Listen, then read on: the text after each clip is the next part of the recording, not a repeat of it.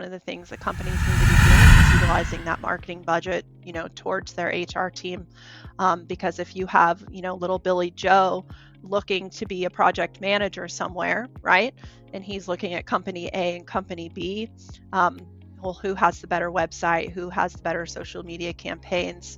And what information is on there that is relatable to him? A lot of companies want to put their projects and highlight their projects. Well, that's cool. But what about your staff? What are the entitlements and benefits that you're giving them? And why is that not listed on your website? And so that it's easily accessible, your insurance programs, all of the things. So I find companies who have all of the information a candidate may want do better, and they're more attracted there. And then all of the other subsequent questions that candidates have, the culture issues, those are already answered within their website from their marketing teams, from videos, from interviews on the website, from articles, blogs, things like that.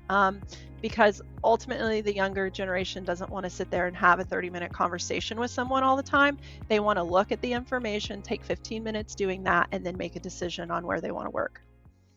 Hi, it's Roxxann Sczepanik from Joseph Chris Partners. You are watching the Data Center Go-to-Market podcast. I hope you enjoy. Hey there, it's Joshua Feinberg, host of the Data Center Go-to-Market podcast, and I'm thrilled to have a very special guest joining today. I'm welcoming Roxxann Sczepanik, who is an executive recruiter specializing in data center and mission-critical construction with Joseph Chris Partners based in Texas. Roxxann, welcome to the podcast. Thank you, Joshua. Thanks for having me. Thanks for joining me. I'm really looking forward to our talk today. The first place I'm really curious to start is, how did you end up in this role where you're specializing in a segment of recruiting for the data center industry? Well, I think I have a traditional recruiter answer. We always like to say we fall into these roles in recruiting. I don't think any recruiter has ever, started at 2 years old saying, I'm going to be a recruiter when I grow up. But I do have a very interesting background. And so my actual degree and what I went to school for is in healthcare. And so I started in healthcare, and during COVID, I said, this really isn't for me. And then I went to facility services, and after facility services, I was recruited into being a recruiter for construction. And so part of my work in healthcare was also working within the military. And so for over 10 years, I was part of military family programs, and I did career services and counseling services and financial services for service members throughout the Marine Corps and the National Guard. And so I have a very eclectic background that brings a lot of experience to the forefront in me being a qualified recruiter and reading people and understanding people, and also their skill sets and their career progressions. That's super interesting. I don't know if you've come across this yet in the data center space, but there actually are quite a few people in the data center industry that come from military backgrounds, including a handful that I've had on the podcast. Yeah, well, it's really benefited me mostly knowing so many of them. And I'm working in multiple states. It helps my pipeline. It helps my depth of knowledge. I know somebody in every state that I can call and ask questions to, or say, hey, I'm looking for this role. Do you happen to know anybody? Can you refer anybody? And then also I do quite a few speakerships. And so it helps in that front too, because I get to be in front of people and say, hey, actually, this is what it would take to fulfill this role. And have you thought about these service members and what their skills and experience and background are? Sometimes they're just not the best at translating it, but let me help you. So you get a lot of value in me when you hire me, because I do understand those things. So it helps. I was thinking too, as you were explaining what you did with supporting military families, how when you think about the two different sides of being a recruiter, working with the hiring managers and the candidates, what have you found to be especially helpful on the candidate side? On the candidate side, it's more of those counseling skills that really help. Even when we're recruiting passive candidates, and so a passive candidate is someone who is currently happily employed or seemingly happily employed, and we're trying to fill a role. Just knowing what their skill sets are, and then being able to talk to them on a human level. Like, what do you really want in your work-life balance? What do you want for your family? Where do you want to be for your family? And so I really want to say it's just the counseling ability and really talking them through what their needs are on that personal side and kind of putting that professional side, you know, on the back burner and really learning the person as an individual in that human perspective. One of the recurring themes that I've heard dozens, if not hundreds of times in the last couple of years is that there's just a massive talent shortage across the entire data center ecosystem. Is that something that you see play out with the requirements that you're trying to fill? I am going to go against the narrative on that. I don't necessarily believe that. I mean, we can look at it on a factual basis and look at facts. And the facts are is there's more talent than there are available jobs. I think the problem comes down to HR innovation, and I don't want to highlight and demonize any HR, but when we talk about time to market, right now within the trades, we have a time to market of 10 days. On the executive level, it's 45 days. And so the real challenges within the HR departments and the hiring teams, because their time to market right now is 90 days. We just have new OPM standards that released, and those are 80 days. And so if the federal sector is doing better than the private sector in terms of hiring, we're in real trouble. So I don't think that there's necessarily a talent shortage. There's a skills gap shortage. There's a mentorship shortage. There is training shortages, but I don't think it's a talent shortage. So when you mention the time to market, is that the days between when someone posts and when they need to have it filled, or the average days that you're looking for a candidate? Or yeah, so if we're talking on the candidate side, so when I say 10 to 45 days is time to market for the candidates, that's when they decide, hey, I'm looking for a job, and when they're hired. So your trades are hired within 10 days. So what does that mean? They're going to small, agile firms who hire quickly, make decisions quickly, and don't have long, arduous hiring practices. And you have companies, on the other hand, who have 90-day hiring practices. That's their average time to hire from the date they say, I have a need and post this job, to their first day on the job. That's 90 days. That's a very long time in this market, when we have project deadlines and we have projects that are moving fast. So I definitely think that the onus here is not on the talent. The onus is on the companies to think through how they can accelerate their internal processes to get people through an interview, multi-step interview process faster. Yeah. Do they need 6 interviews? Can we make it 2 interviews? I mean, how do you shorten a process but still get the value in understanding the person and making sure that they're going to meet all the marks? Sometimes that is up to the hiring manager as well. What role does the hiring manager actually play in the hiring process? And then also the onus is on the HR team as well, because they definitely like to fill checks in the box. And sometimes the best person for the role doesn't meet all of the requirements. They meet a certain subset of all of the requirements, but they match the team and will benefit the team. And that's what you need. So, it's you got to have a full perspective of what the team takes and who the person is. And I think sometimes that's for the hiring manager, the one working directly with them, and not someone who's never going to have another interaction with them. So I have a lot to say about that, but it's definitely an HR innovation problem and not a talent problem. And I sometimes get on my soapbox when companies and the media put it on the talent, because I don't necessarily think it's the talent. I think we have great talent out there. We can even look, if we're looking at the trades, we can look at trade schools and what's happening in trade schools right now. We have overwhelming attendance in trade schools. Apprenticeships are up 60%. So we definitely have talent coming in and filling those pipelines. It's just, is your HR team and talent acquisition team actually building pipelines, or are they just waiting for talent to show up at their door?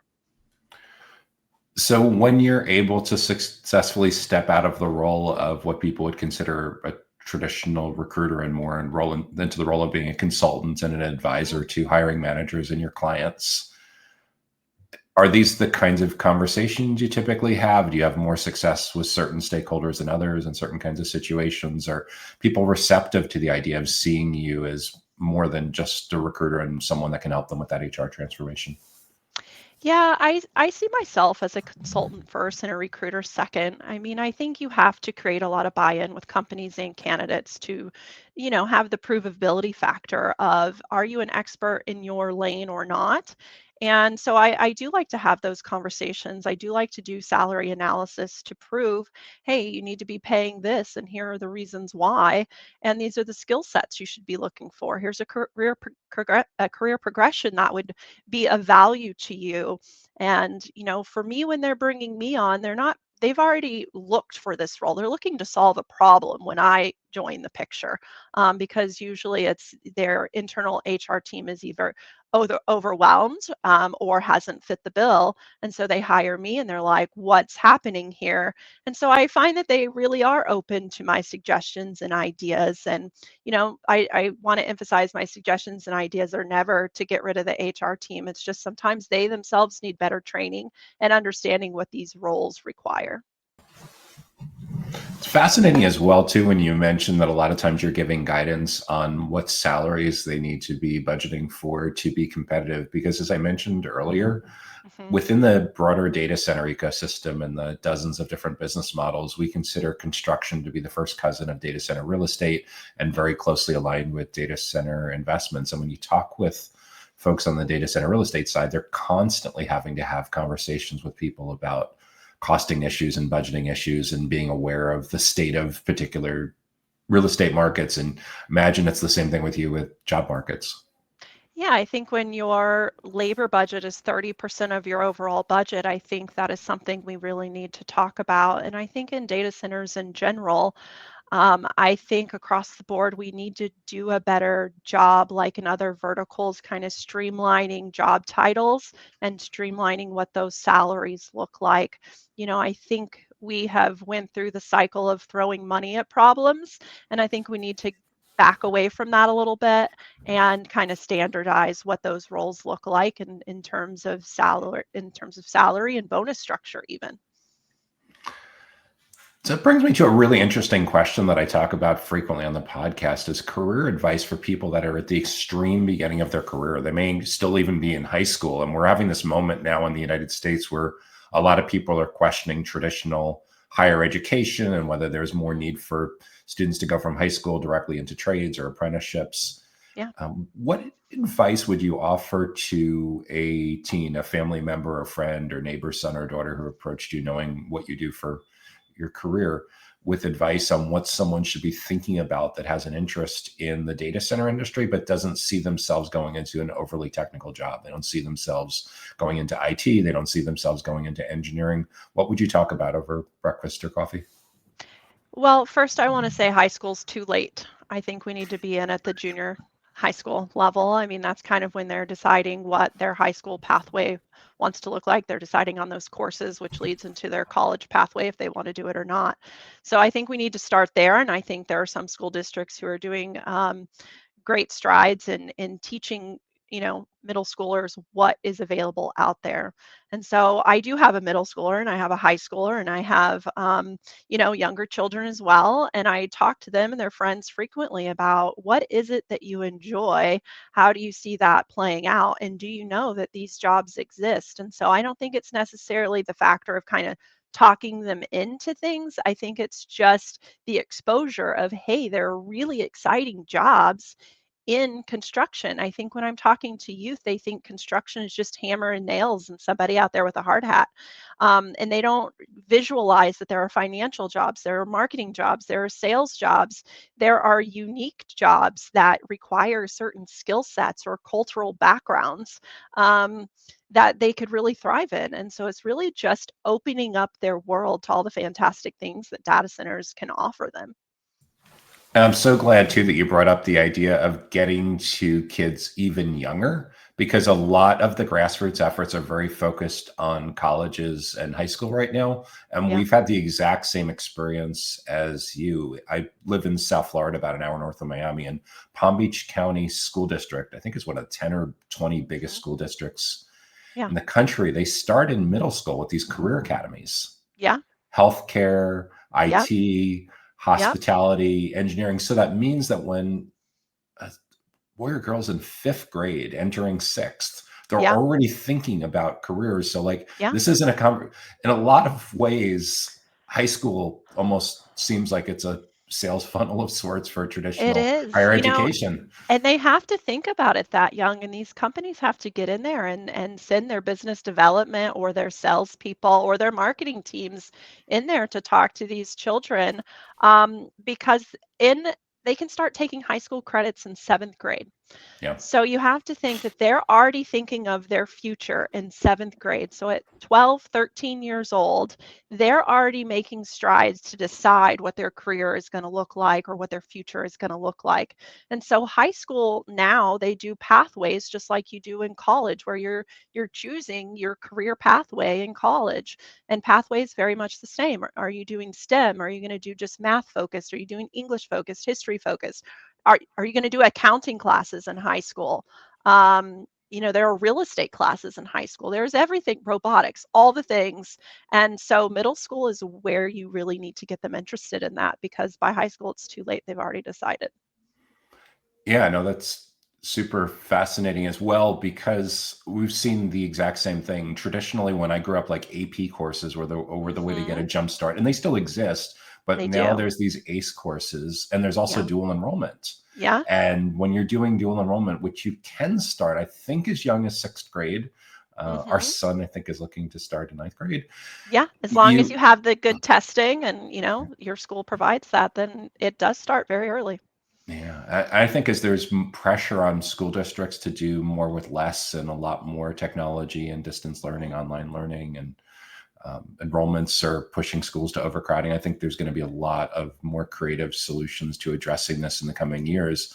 But yeah, for the time being, it's like, what do you tell to someone right now when schools are busy trying to the schools are in many ways are still trying to figure out whether AI is important or whether it's the Yeah. demon. Yeah. And I mean, in high school right now, they're offering CompTIA plus plus, all the CompTIAs. And so you have high schoolers exiting high school with great national certifications that can start on the job and do entry level roles. And so, you really have to think, when can we start implementing that sooner than your sophomore year? Yeah, it's getting early. And the challenges as well as when I was growing up, there was a lot more small businesses that hired high school students. As small Hmm. businesses have been displaced by huge big box retailers, a lot of those Yeah. opportunities don't start as young as they used to. I remember having no problem when I was 14 getting jobs as a teen. Now you're Hmm. lucky if you can get hired at 16. In a lot of cases, it's 18. So a lot of these opportunities to try things out over summer breaks and Yeah. nights and weekends don't exist like they used to. Yeah, it's dwindling. I have a 17-year-old and a standard job for him. One, he's not necessarily interested in a standard job, and two, there just aren't very many. And so he's created his own lane around a schedule that works for him and his sports and it works. They not data center related, but he's definitely in cybersecurity. And so he goes and helps people do things, but on the side he's got big muscles, he's a wrestler, and so he's like, I'll move your stuff. And I think kids are moving to that because of social media and the things that are available to them. And I think we need to look at kids a little differently. They're marketing geniuses, actually, and they know how to use these systems better than we do. And I think companies need to bring them on board to learn, what are you doing? What interests you? What programs are you seeking? So that way we can better market to you. I think there's a lot of a need to train the trainer, do a better job with getting teachers Yeah. exposed to these opportunities. Google and CompTIA, or what I think it's GTCA, something like that. Now, Microsoft, Apple have historically done a good job with various programs getting footprints Yeah. among interested students, and faculty, and staff over the years. I even began my career doing that for IBM and Microsoft. But Mhm. it seems like there's a bigger opportunity to broaden that to deal with digital infrastructure as opposed to what's probably stalled out around PCs and Windows and traditional SaaS if you're lucky. Yeah, I think there's good news. There are some school districts who are hiring people very much like you, Joshua, to come in and advise the school district on what they should be doing because they really understand they're missing the mark in terms of their technical abilities.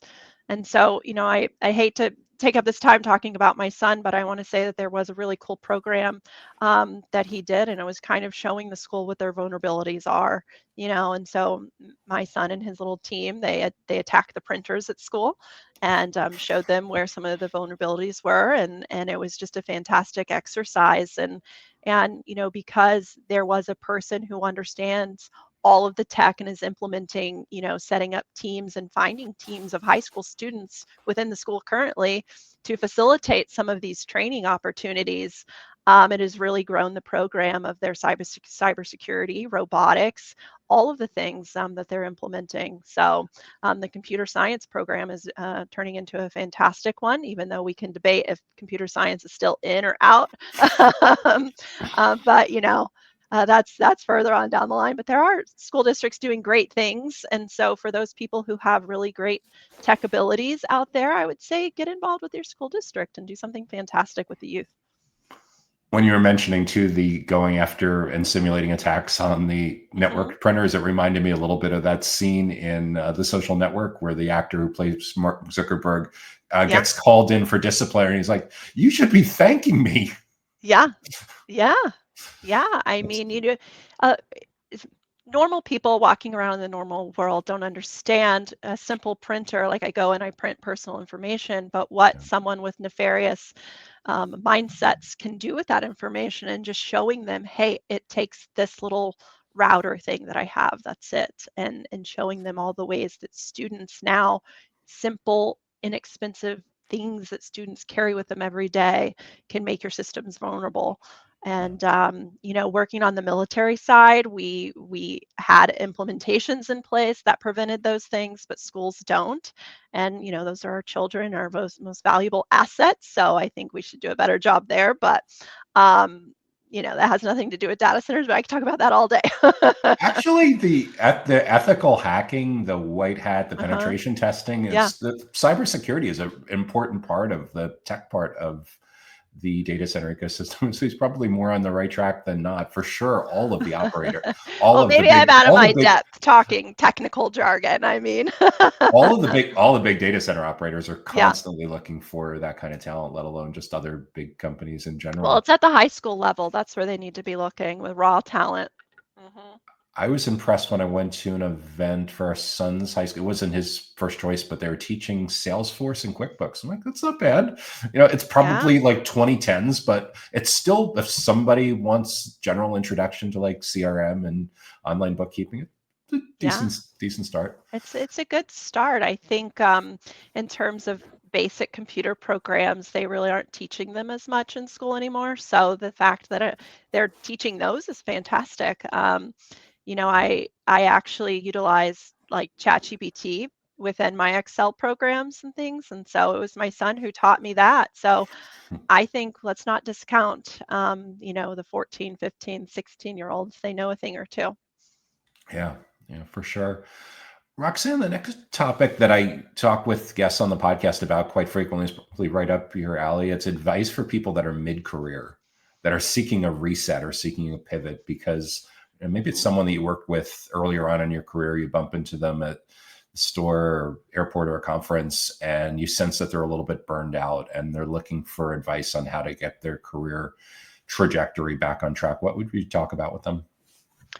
Well, I think it would be individualized. Why are they burnt out? Is it personal reasons? Is it professional reasons? But an overall sense of, what I would do is I would dig in. But a general advice would be, gosh, I hate to say it, but times are changing.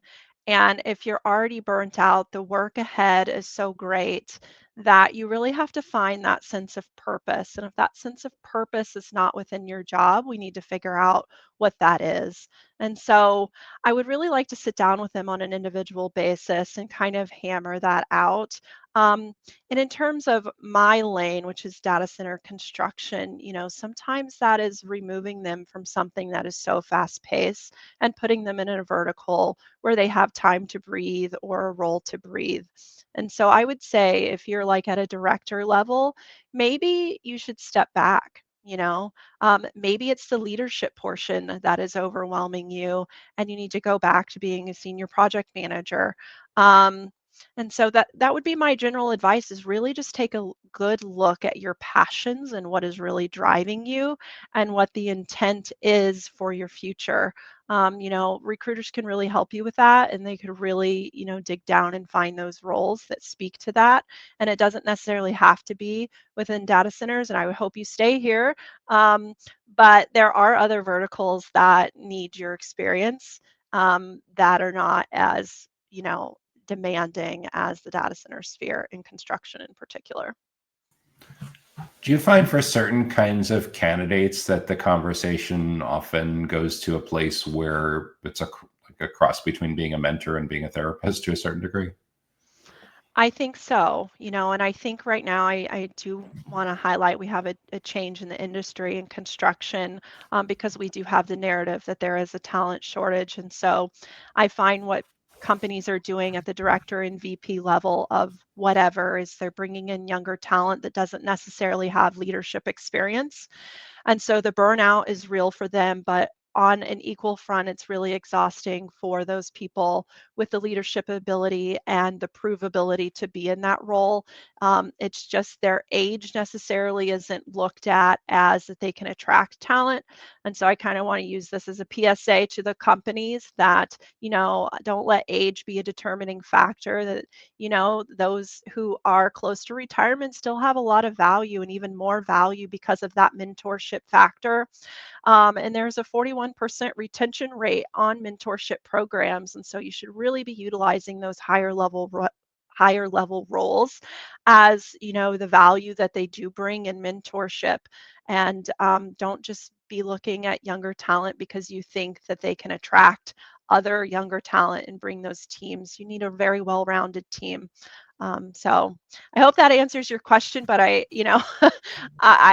definitely hard out there, and companies are trying new tactics, and I don't necessarily think they're sometimes for the best. It brings up an interesting related question as well. You position your firm and you position yourself professionally as an executive recruiter. If I take that literally, does that mean that companies try to fill entry level roles themselves, or are they leaning on you for all different levels within their organizations? Yeah, they lean on us for all different levels within their organization, but with the caveat of, we are problem solvers, and that's what I view my firm as, is problem solving. And so you definitely wouldn't want to bring us in, unless you just didn't have the support staff, to provide those lower level roles, because it's the cost benefit, right?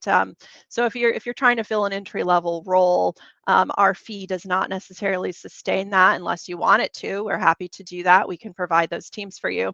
But usually we come in at the executive level role, those really difficult search fills, with unique requirements, to fill those, to solve those problems that maybe your HR team doesn't have the depth to do.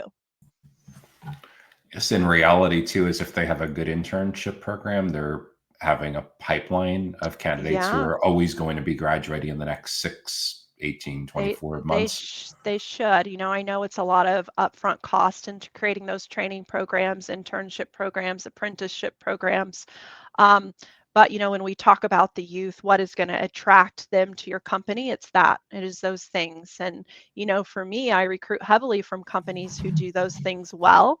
And so that's the downside, is your talent gets recruited a lot, but you should also take that very complimentary, because you're doing great things and you're providing great service. And it should be industry standard that companies are doing these things, to fill those entry level talent pipelines. Takes me back to like my first role working in IT. I worked for IBM all the way through college, and IBM didn't manage this program directly. They outsourced this to, at the time, Manpower, which I guess today would be known as like a PEO in the Hmm. way that they were running it, in Hmm. that we were actually employees of Manpower working for IBM. But it was basically the idea that they had this national contract, and it was their job to Hmm. go out to college campuses and recruit highly motivated students to work Hmm. assisting the full-time grown-ups, Yeah. working in the branch offices in marketing and sales roles. Yeah, I mean, there are other verticals in construction who are doing this very well. Single family home building right now is doing this very well. They're at college campuses, they're at high school campuses, they're setting up shop. They're saying, these are the career paths that you can follow. This is how you get there. Hey, here's someone currently doing it. Would you like to speak to them? And then once you go through these programs, we will hire you. And so they're definitely doing great things playing the long game. And, I think more companies need to get on board playing the long game and be visible and their names be top of mind to these younger folks.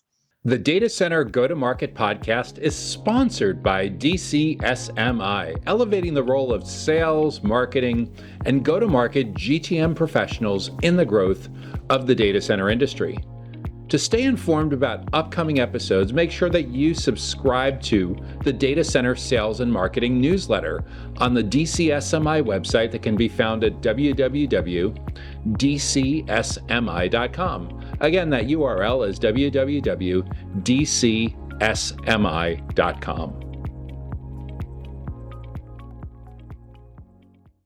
Yeah. And when I see companies that are laying off marketing talent, I question what is this thought process with all of this, because there's so many different parts of a company that needs that social media, content creation, field marketing, events marketing talent, especially on the recruiting side. Yeah, I don't think they utilize it enough on the recruiting side. When I was at Data Center World, I kind of spoke on this, and one of the things that companies need to be doing is utilizing that marketing budget, towards their HR team. Because if you have, little Billy Joe looking to be a project manager somewhere, right? And he's looking at company A and company B. Well, who has the better website? Who has the better social media campaigns? And what information is on there that is relatable to him? A lot of companies want to put their projects and highlight their projects. So that's cool. But what about your staff? What are the entitlements and benefits that you're giving them? And why is that not listed on your website? And so that it's easily accessible, your insurance programs, all of the things. So I find companies who have all of the information a candidate may want do better, and they're more attracted there. And then all of the other subsequent questions that candidates have, the culture issues, those are already answered within their website from their marketing teams, from videos, from interviews on the website, from articles, blogs, things like that. Because ultimately the younger generation doesn't want to sit there and have a 30-minute conversation with someone all the time. They want to look at the information, take 15 minutes doing that, and then make a decision on where they want to work. This is very similar to the self-driven buyer's journey that we talk about all the time in data center go-to-market, where 10 years ago, people would be willing to speak with someone in a sales capacity when they're about halfway through their research and decision-making process. In the mid-2010s, CEB, Corporate Executive Board, that's now part of Gartner, found that it was 56% of the way over. So if you did everything right, you were in there for the last 44%, which wasn't bad. Now it's 83% of the way over before you're willing to have a sales conversation. And it sounds very, very similar on the candidate side. So having podcast interviews, videos of employees telling their stories of how they joined, basic employer marketing. Yeah. And what are you doing for their families? I think families are a huge component. I know you and I are both on LinkedIn daily. It's just part of our marketing plans. And, there's companies that are doing great things. They show their, bring your kid to work day. They show, oh, well, we did this great family function, or we did this great value add for families. And in terms of retention, one of the things that I speak on that we can do, that it's a great value add that I think people need to put in their marketing plans is, in data center construction, it is very travel heavy. And companies are doing great things now where they offer to bring your family to the job, sometimes once quarterly, sometimes semi-annually, and then they provide one activity for your family to do, whether it's a theme park or a theater show or whatever your family may be into. And so just buying into the family is important, and your family is your number one motivator. It really speaks to those retention rates and keeping those top talented employees. Plus, when you come home and you're having a really tough day, you have your significant other and your kids saying, "Oh, I don't know, maybe we should give them a second chance. We really liked that experience last year. They seem like great people. Maybe it's just right. it'll be a tough week or two and it'll blow we don't over. want to miss out on that free trip, so you better stay there. I think there's a lot of grassroots campaigns too that are just, people are stretched so thin that they're overlooking some of the obvious things. Like nearly every college will have professors and clubs that are at least directly or indirectly related to some aspect of construction, right? So it's like, to go and have a decent working relationship with those professors and offer to come in and, can I come in and give a talk about what construction careers are like and bring pizza for everybody? Do you want to come visit our office? We'd be happy to host a open house tour with your students so they could get an idea of what this is about. Like, these are things that are so inexpensive and so straightforward to do. I don't know why it is. They're not being acted on. At the end of the tour, you hand them a pencil and a notebook and they're happy as clams. And then you have them interested, at an early age, and it's the name recognition throughout their scholastic career. So I spoke to a computer science professor in London a couple months ago. We're going to have her on the podcast in the fall, and she was talking about how she talks to her students about what these opportunities are like. And we got to brainstorm, like, have you ever thought of doing field trips? She's like, yeah, actually we do those. We take the students to go tour like Equinix and Digital Realty in the area so they can see what it's like walking through a real data center. Like, it's gotta make a massive difference. And how cool it is, how overwhelming it is, how exciting it can be. I think in a classroom when, saying, oh, well, you can be an accountant. Well, that doesn't sound exciting until you go to one of the big 4 firms and you see, if you're into accounting, how exciting that could be for you. And then same in data centers. We talk about data centers, but what is it? Have you ever seen one inside and not just driving by? And so giving, kids the opportunity to get excited about it is great. But you have to have the right person doing the tour. I will say that. Absolutely. It's for sure part of the marketing. But sports coaches have been doing a reasonably good job with this with students for a while. They always love to bring in like retired NFL players, retired athletes, take them on tours of the training facilities and stadiums and everything to get them excited about what's possible. Yeah.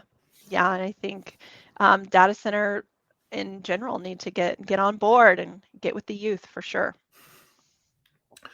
Roxxann, when you look at what's going on in the industry, both in construction and some of the adjacent segments, what do you think is the biggest problem or struggle that companies are going through? Right now, I would say the biggest problem and struggle that we're going through is probably all of the uncertainty with regulation and funding, right? On the construction side, we see a lot of the big names halting projects because of, power regulation, utility sourcing, and of the like. And then comes with that is the funding of that, right? And so I read a statistic, which I'm sure somebody smarter than me will correct me on this, but it's, while a project is in the works, it costs about $20 million right now to hold that project while we're getting all the utilities in line for a construction project. And so that's why we don't see a lot of smaller companies within the construction sphere right now, because it is a large financial burden on them. And so it's creating a lot of uncertainty in the market. But hopefully within the next couple of years, once we get more of these power regulations online and new technology and implementations, that will cease and the projects will be even greater and faster built. So that's kind of what I'm seeing. It's always the power struggle within data centers, and it doesn't affect the construction industry any differently. I think in a lot of ways too, the minimum cost, the capital required to do this is just escalating at a dramatic pace. It doesn't seem like this is an entrepreneurial small business space much anymore.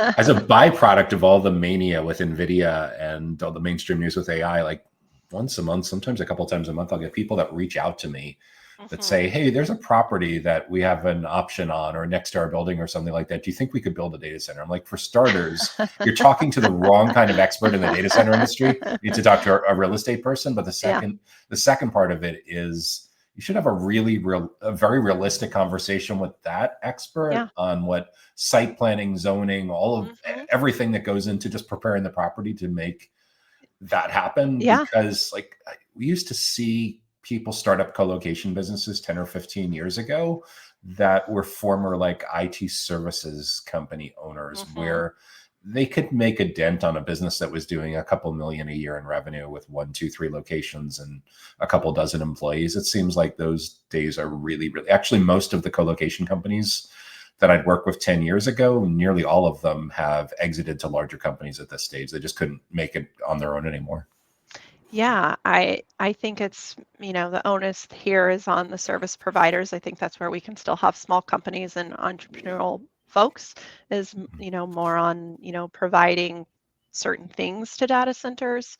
Um, but, kind of back to the point of the difficulty in data center and construction is also that community buy-in. And that's also kind of the onus of these big corporations coming in and building these data centers as well, is that kind of prohibits some of that community buy-in a little bit as well. And so I was just at a forum speaking about data center construction and design, and we talked about this a great deal, is how do we create that community buy-in.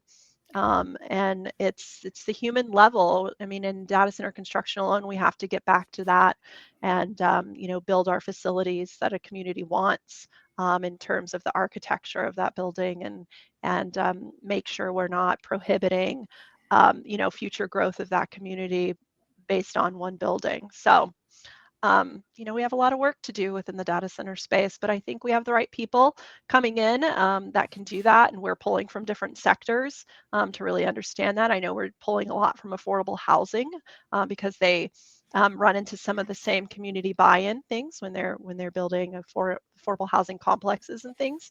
And so we're taking a lot of their community managers and getting ideas and implementation tactics from them, marketing plans and things. So it's going to be good. We're going to make great strides in it. I see increasingly some of the big developers and hyperscalers where there's a lot more at stake, going way beyond like traditionally sponsoring a little league team or a concert series or a community fair. And they a lot divide the stakeholders up into 4 different categories. If they're just focused on community activists, they're usually very reactive and they've been really asleep at the wheel, because it's the activist plus the elected officials plus the utility regulators. There's a lot of different stakeholders that are involved. They are, but what do they say? The squeaky wheel gets what's the rest of the saying? The attention or whatever it is. And sometimes it's the activists that create those squeaky wheels, right? And it's the loudest in the room, and you have to address those. And sometimes those are the objections. I mean, when you go to the community partners, that's their number one objection. It's like, okay, well, what is the community going to think? They don't think in terms of utility providers. They don't think in terms of that necessarily. I mean, I know that will be a forthcoming question, but it's always who's going to be the loudest and what objection do we have to overcome loudly. And so I had a conversation with someone who leads an activist organization in Northern Virginia earlier this year, and she was trying to get one of the media outlets in the space to give them more visibility. And I said, at the risk of like the obvious, like what we're doing right now, why don't you have a podcast? You should be interviewing, you should be putting out your own content, controlling your own narrative. You don't need the gatekeepers anymore to give you visibility. You don't need a PR firm for that. You literally should be doing these things. She's like, yeah, it's a great idea. I haven't seen her act on it yet. I hope she will. But there's a lot of opportunities for people to build brands to influence what's important to them. There is. I hope that some of the activists, though, really take a broad perspective of what data centers are doing in terms of growth and their green initiatives, where we've come in the last 10 years in terms of green initiatives and things like that. So, and, not be narrow-minded in their thought process, and make sure you create a lot of buy-in, and that creates change. So that's what I hope for them, and they should market themselves for sure. Yeah, because they're trying to advance their art and vice versa. There's, in the same way that people want to do all of this self-learning on their own now, a lot of what used to happen in civil face-to-face conversations now happens with people watching content on YouTube and Facebook and TikTok and wherever else they're distributing. Yeah, social media is huge right now. And I think you're doing a great thing here, Joshua, and teaching people how valuable your self brand is. And I want to take a second to tell candidates as well. We're talking a lot about companies, but it's very important for you to create a brand yourself. And so, me as a headhunter and an external recruiter, I look for people who have great brands because that's easy for me to market and say, you are the number one talent, you are the top 1%. And look what you can do. Here's the team you can provide. And if you don't have any type of social media or personal branding, it's very difficult to do. So start today. Yeah, that's a great segue to the next area I wanted to ask you about. How do you think the role of being a recruiter in the data center industry may change over the next 2, 3, 4 years if you had to look into your crystal ball? Yeah, I think there will be some people who will be very successful because they have the relationships and the connections and the human encounter, and they have been working diligently on making their personal brand as an expert in the industry. And then I think you have a lot of people who are not going to be doing very well because they don't understand the industry, they don't understand the vocabulary, they haven't built connections and pipelines, and they just don't necessarily have the viewpoint of what it takes behind the scenes in terms of the depth of what data centers are doing and the needs there. So it's a multifaceted answer, but I think there are peers within the recruiting industry that are getting it terribly wrong right now, and they're after it for the bottom dollar and to get the fees. And that works in some scenarios, um, but I think really providing a service to companies as a consultant and really partnering with them and being viewed as a partner and a fellow expert and helping them solve the problems is the only way to go.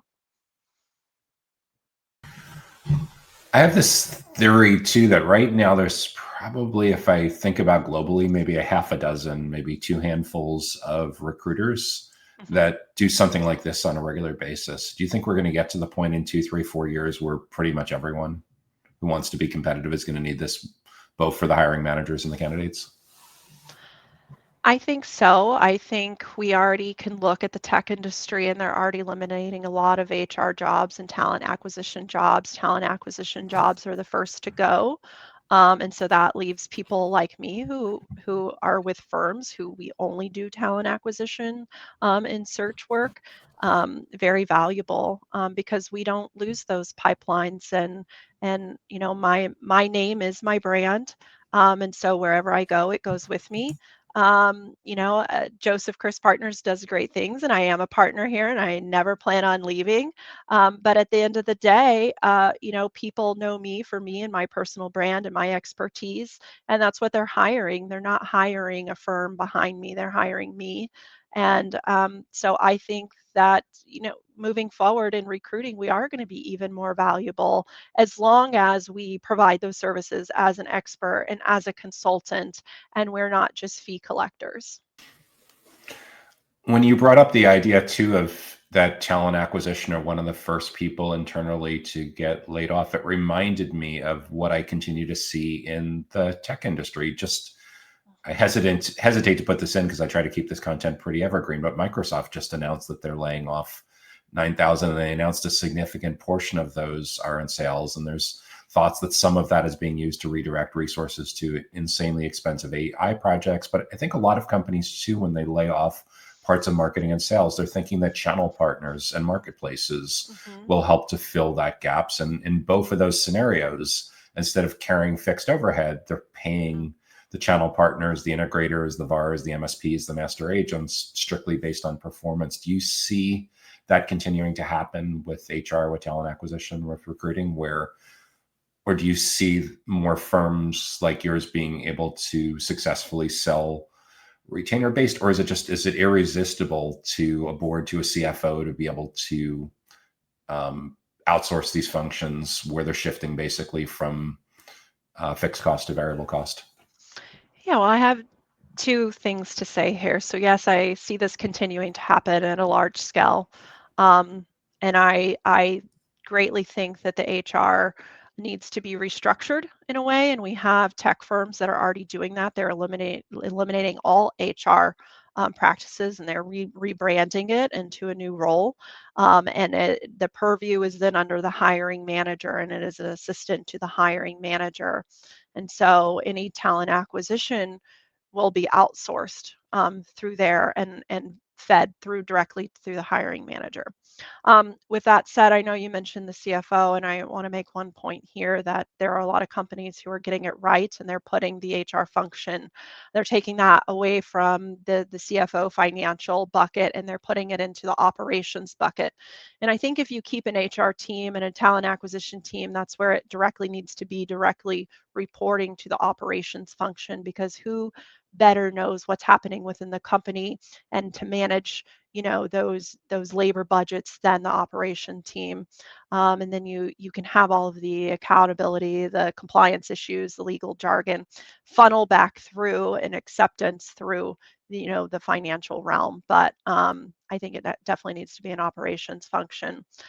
Anyway, but I do see HR teams getting outsourced at minimum, or just completely eliminated in the future. And because right now we see such a cycle in talent acquisition of them being the first to be let go. And I don't mean to disparage any of my fellow talent acquisition people, but so why a lot of us have our own firms and we don't work internally anymore, we work externally, is because what they do is they hire, younger talent all the time. They hire, the cheapest talent sometimes, and that doesn't equate to someone knowing what it takes to fill those roles, or what those skills and abilities need to be for those roles. It just becomes a check in the box, and then everybody upstream gets incredibly frustrated and let labor costs go up. So it just creates a bad paradigm. And so I definitely do see, within the next 5 years, HR teams are going to struggle having robust programs like they have in the past. You mentioned something too with the idea of who HR reports to in the org chart making a big difference. I had a conversation with a recruiter in Singapore last year, and I forget how it came up, but the idea came up of like, where's the best place for recruiting to be your internal champion? And we talked about the CFO. I think we talked about the COO, and we both were talking about like, is it really more of like a sales and marketing function? There's a CRM, there's a pipeline on the hiring manager side, there's a pipeline for sure on the recruiting side. And is it more relatable for a CRO to see this as just another kind of go-to-market function? Yeah, I mean, it could be. I mean, in construction in particular, I see it under their operations for sure. In particular, just because of the hiring manager perspective, right? I mean, who better to manage the budgets and things like that of the labor and what the job actually entails.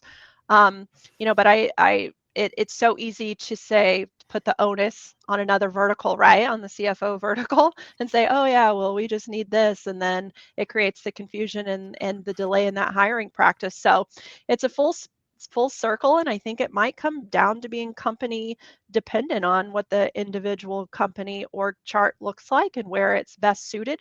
And sometimes even down to the leadership who it's best suited under. But, I think the overall gist here is HR teams are definitely going to get smaller and smaller and smaller.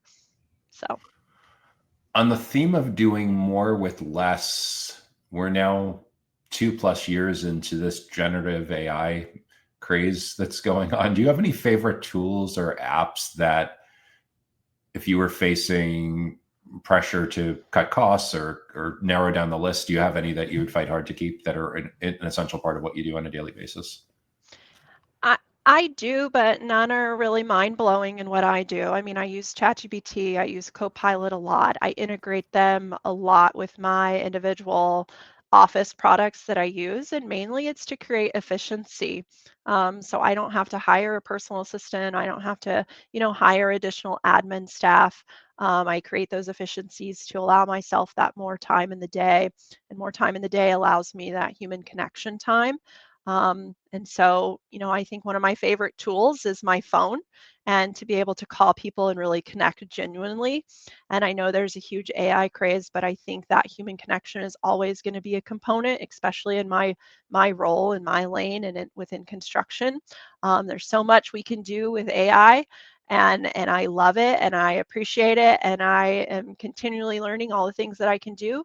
But I don't think we'll ever miss out on the human experience.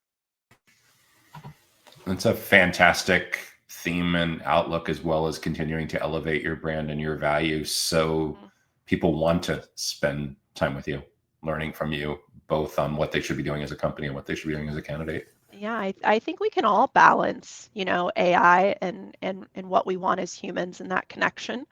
And I think some people who don't understand AI really have a negative connotation to it, thinking that, oh, it's writing all of our stuff. Oh, we don't have any original thoughts. And it's not necessarily true. We have a lot of original thoughts. But if we can take, 2 hours of our day and put that in human connection, because we're allowing, AI to do some automated processes for us. I think it's a good thing, and I know so many companies who are doing it and who are doing it well and aren't missing out on really connecting with their customers and consumers. So it's the idea of looking at the tools to augment your client experience as opposed to replacing it. Yeah. To give you superpowers. Yeah. To multiply yourself. It does. I mean, if I have 3 extra hours in the day where I can be making phone calls and really connecting, I will choose that over, typing and typing and typing and typing. We used to give doctors a hard time when they would talk into their little voice recorder and transcribe. We're like, oh, well, he's not doing his job. And now that is universal. Doctors have to do that to, be efficient in their day. And so, AI is just another transcribing tool sometimes. And if we look at it that way, it is definitely a value add instead of taking away of any connection. Oh, there was for sure definitely a time as recently as 5 years ago where people would send an admin or a project manager to a meeting to take notes. I think Yes. I think that category is completely automated at this point. Yeah. And I mean, I think it should be. And so I like to inform people that if you're not using AI to automate a lot of your processes, you're 3 years behind. And so it's really hard to catch up of 3 years of missed knowledge. So you should start now. You're already behind.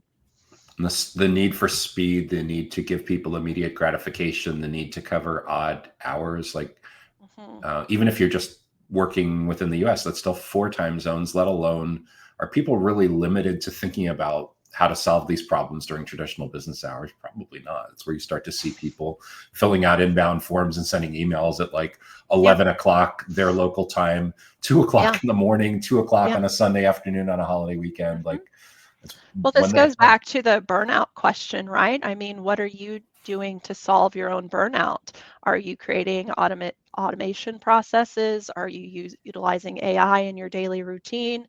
And then is the burnout still there when you take some of that time away for efficiency?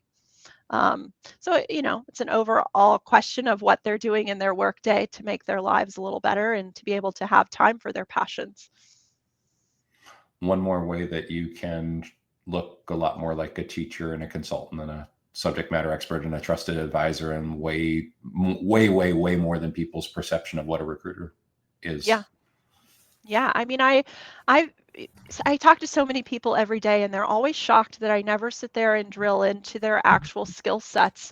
I can look at your skill set. You send me a resume. I can look at your LinkedIn. I can look at your social medias. I can see the projects that you worked on and be very assumptive about what your skill set is. But I want to know who you are as a person and how you're going to be a culture add to the company.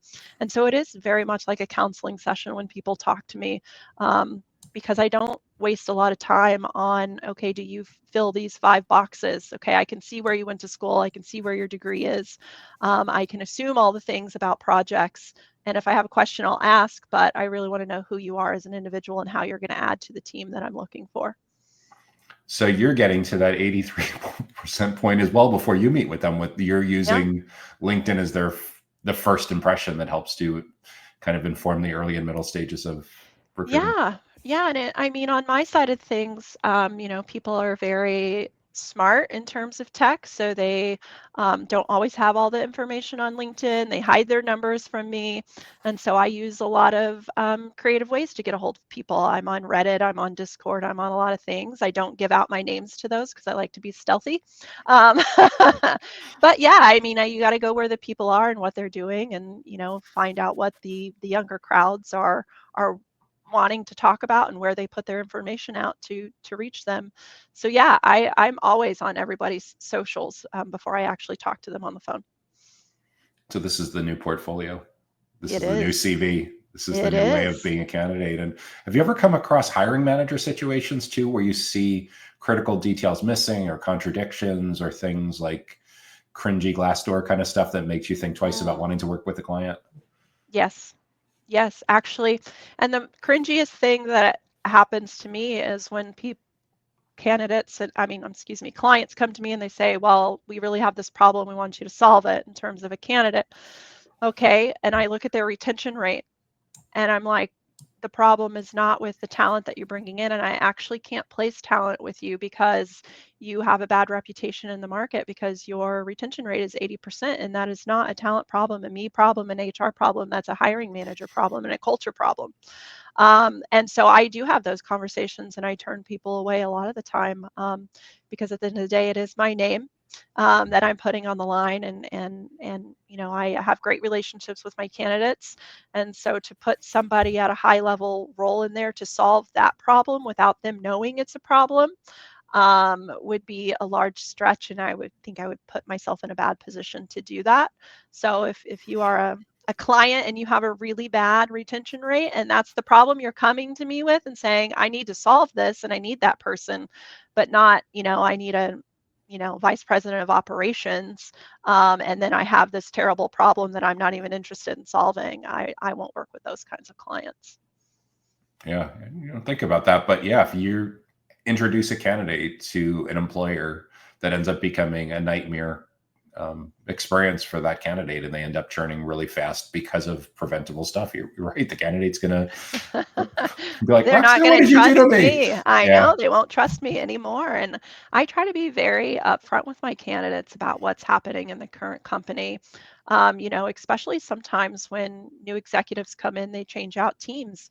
Is that what's happening? The executive just wanted a different team. I try to be as honest as possible with that because that's the only way for them to really move forward and understanding what those initial conversations are going to look like and what the needs placed on them are going to be. This has been super fascinating. I've really enjoyed our conversation today, learning about your career advice for people that are at different stages of their career, what you're doing to grow your own personal and professional brand, the ways that you work with your clients to be seen more like a consultant and a trusted advisor.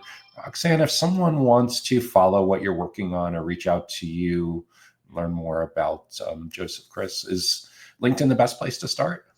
LinkedIn is the best place to start. I have my website linked on my LinkedIn. My phone number is readily available on my LinkedIn. It's actually in my subject line.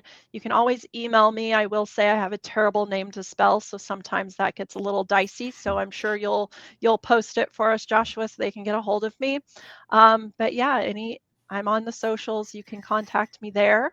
I don't know if we have access to that. I'll send that to you offline and we can put that on there. But yeah, I'm available everywhere. That's great. Yeah, no, we'll make sure to link to your individual and your company LinkedIn page and your website as well in the blogs and in the show notes so people can reach out to you. But yeah, and I'm always posting case studies, where I'm speaking next, and different blogs and perspectives. And so, yeah, I have lots of valuable information on there.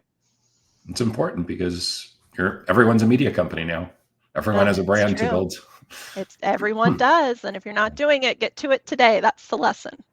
That's how you educate and build trust. So by the time you get to these conversations with people, they already feel like they know, like, and trust you.